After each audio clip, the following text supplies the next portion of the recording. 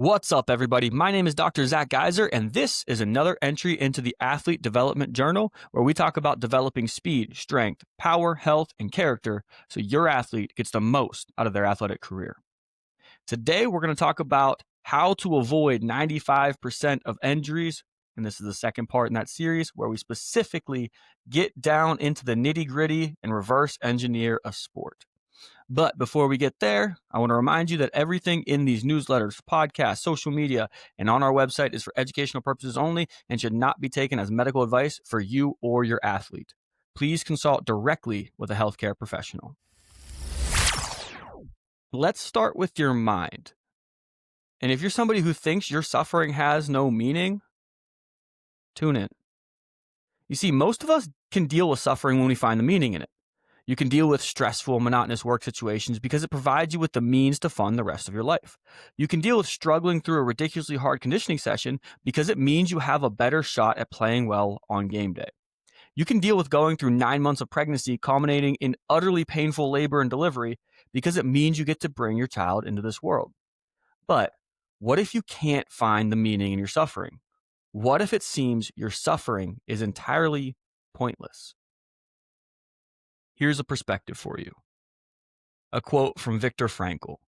The question was whether an ape was being used to develop poliomyelitis serum, and for this reason, punctured again and again, would ever be able to grasp the meaning of its suffering.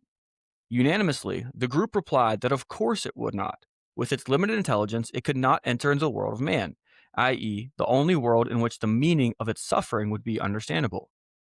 Then I pushed forward with the question, and what about man?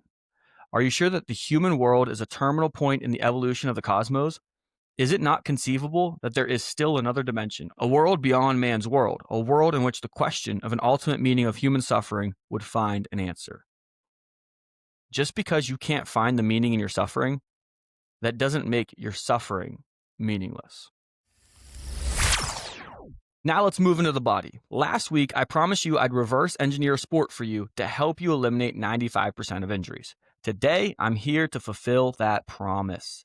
The sport with the most votes was basketball, so let's get to it. I do have a couple of notes before we dive in. Number one, to make this as applicable as possible to a wide range of you, I am using research data. Remember, you can get more specific to your demands by looking at your own team's game film and talking to your coach about what specifically your practice demands are going to be. Number two, to give you an inside look of what exactly goes into digging up research, I walk through the step-by-step process I used. If you don't care about that and you just want the numbers, you can skip ahead and look for the 9-minute mark to pick back up. When reverse engineering, the first step is to identify the peak demands. So I let Gemini, which is Google's AI chatbot, throw me an assist here. I used its deep research function and fed it the prompt, quote, please create a needs analysis for a male high school basketball player. I'm particularly interested in the volume and intensity of jumps, sprints/running, change of directions, and shots. And yes, I always say please and thank you in case the AI overlords take over the world one day. I want to be on their good side. So while it ran the report, I hopped over to PubMed to see if I could find any landmark studies that I wanted to make sure Gemini didn't miss. Initially, it was a relatively unfruitful search. I was searching for only systematic reviews or meta-analyses, and the keyword phrase that was most relevant and had the most hits was load monitoring basketball. I thought I had 4 high-quality studies from PubMed to help me make decisions, but one had the full text locked behind a paywall. 2 studies only measured internal load, and we were looking for external load. So internal load would be things like heart rate or rate of perceived exertion, things along those lines. The remaining study focused on females of varying levels. So that's pro, college, high school level. So it's slightly different than our population of interest because remember, I was looking for male studies here, but it's close enough for us to extrapolate if we need to. I then went and broadened my search parameters to allow for experimental and observational studies and refine the keywords to external load monitoring basketball male. Now we were cooking with gas. So there wasn't a lot of systematic reviews or meta-analyses, but we did have a handful of experimental and observational studies that we could use. I found 3 studies that were a much better match for our population. 2 have the full text locked behind a paywall, so I couldn't get into it. But I did have the membership to the journal of one of them that was published in. So I logged in there. That was the Journal of Strength and Conditioning Research, and I was able to access it. The third study I found was open access, and I didn't have to log in anywhere. It was not behind a paywall. The open access study used a combined proprietary metric to evaluate external load and didn't post the individual metric results. And so it had this kind of abstract numbers like workload equals 3.5, but didn't have specific numbers that were attached to it. So I don't know how much they ran or what the change of direction numbers were or how much they sprinted or how much they jumped, anything along those lines. So it was a proprietary metric that was specific to the instrument that they were using. It wasn't something that we could extrapolate out. So we can't use it to figure out our sprint and jump counts if they don't publish those numbers. So that study was useless to us. However, the study that I had access to in the Journal of Strength and Conditioning Research was a gold mine. The population there was a perfect match to our research question, and it had clear data for all but one of our topics of interest. So we've got a great study to work off of. I then went back to Gemini and read through the report it generated.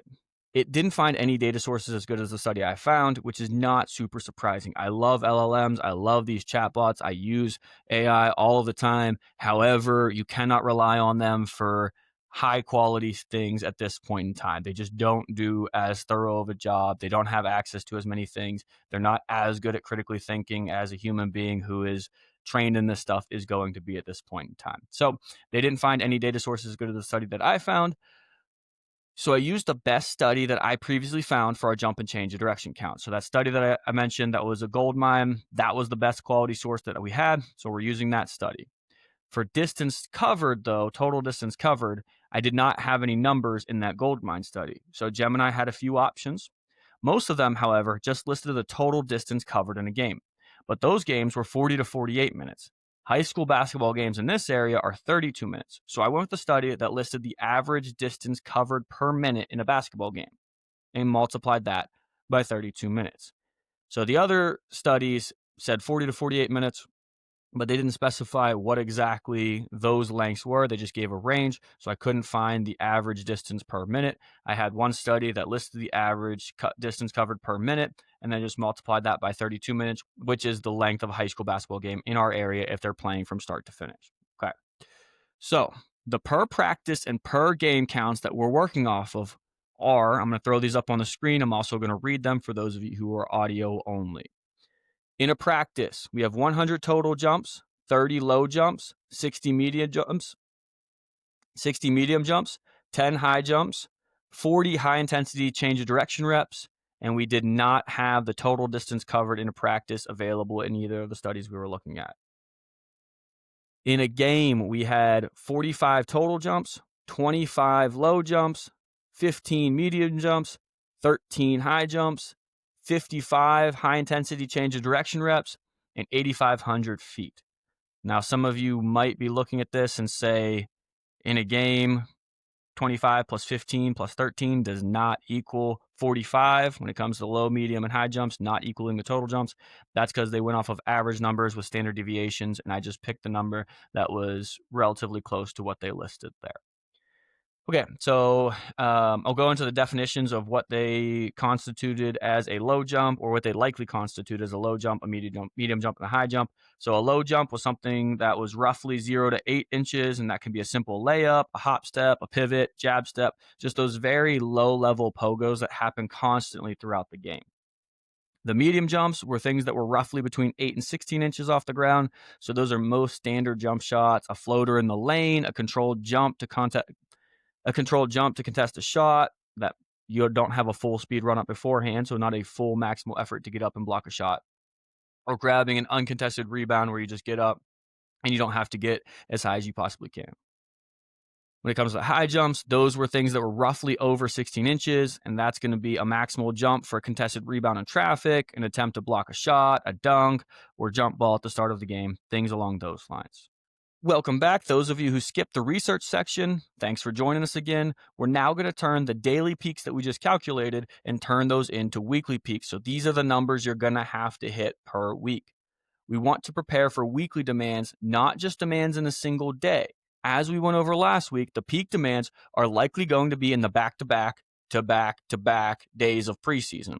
So we'll take the practice numbers and multiply those by 5 days per week to get the peak weekly load demands. This isn't perfect, okay? I don't know if you're going to be practicing 5 days per week. I don't know exactly what your numbers are going to be, but these are as close as we're going to be able to get at this point in time. So the per week numbers that we're going to operate off of for this instance are 500 total jumps per week, 150 low jumps per week, 300 medium jumps per week, 50 high jumps per week, 200 change of directions that are high intensity reps, and roughly 8 miles of total distance covered. Okay, I want to take a quick break here because I know this is a lot, but that's what it takes when you're dealing with something that's as complex as injuries are. There's no quick fix that you can do. There's no magic pill that you can take. There's no secret supplement you're missing out on. There's no one simple exercise that's going to do the trick. A lot of you might see this as overkill, and for many of you, it probably is. But if you're somebody who has been plagued by injuries in the past, maybe you missed a big chunk of the season, or maybe you just dealt with knee pain all year and didn't perform at your best, the effort that this takes up front will be worth the reward on the back end. Plus, if you read to the end and send me the right message, I might make this a whole lot easier for you. But for now, let's get back to reverse engineering. So we have our weekly peaks. Now we need to turn those into a 10% progression plan. And here's how that shapes up. Week 1 is going to be 40% volume. Week 2, 50% volume. Week 3, 60% volume. Week 4, 70% volume. Week 5, 80% volume. Week 6, 90% volume. Week 7, 70% volume. Remember, we deload back down. And then we get to the 100% volume for the first week of preseason is likely where we're going to be. I'm not going to read out all those numbers. I'm throwing them up here on the video. You can find them at the link that I'm going to provide where I put this newsletter article up on our website. But those percentages all apply to the metrics that we were just given. So we are slowly progressing up week after week by about 10% each week. But Dr. Mr. Coach Zach, sir, what do I do about open gyms? Okay, so most of you are at the mercy of what your coach has you do in fall open gyms. To make this more actionable, here's what I suggest. Number 1, keep track of each of the number of drills that you do each day. You can easily work backwards to figure out how many of each type of movement that you do in a controlled drill. The drills won't really change much from practice to practice, so if you do the upfront work to figure out how much of each metric, so how many times that you change the direction in this drill, how many times do you jump in this drill, how many times do you, or about how far do you run in this drill, if you keep track of that, or if you figure that out up front, and then you keep track of just the number of drills that you do, and it doesn't have to be perfect. As long as you get pretty close, you have a rough estimate after practice, you can do the mental math in your head, and you can figure out at least a moderately good approximate about how many of each of those metrics you got in practice that day. The second thing, though, the thing that's a little bit more up in the air is live play. So you'll never be able to remember every movement you make during live action. And it would be just straight up implausible to film and count every single moment of live play. Here's how you can get around that. The first time you have live play, film it for 5 minutes. Then, afterwards, go through and count how many of each type of jump, change of direction, and running volume you get in those 5 minutes. So let's say your numbers look like this. And again, these are nonsensical and just made up, so don't use these. These are me just picking random numbers out of thin air. In 5 minutes of live play, you jumped 10 times. You had 3 low jumps, 5 medium jumps, 2 high jumps. You had 4 high-intensity change of directions, and you covered a total of 704 feet. Next, we'll need you to divide each of those counts by 5 to get your average per minute number. Your minute averages then become 2 total jumps per minute, 0.6 low jumps per minute, 1 medium jump per minute, 0.4 high jumps per minute, 0.8 high intensity change of direction reps per minute, and 140.8 feet per minute. From then on, every time you have live play, you just track how many minutes you play. So that's pretty easy. You just keep track of how long you're playing for. By multiplying the number of minutes played times each of your minute averages, you can extrapolate how many of each metric you accumulated during that time. Your open gyms right now are likely 2 to 3 times per week. So on the off days, it becomes your responsibility to fill in the gaps to hit your weekly progression. So you're probably not going to hit all of those weekly progression numbers in just those 2 to 3 days of open gyms. And so it becomes your job to make sure that you strategize and plan out how many of this drill you're going to get in order to hit your jumps, how many of this drill you're going to get in order to hit your change of directions, so on and so forth. And I know there's a lot of information here. It might be too much to swallow. So if there's enough interest in this, I'd be happy to create a spreadsheet that automatically tracks all of this for you.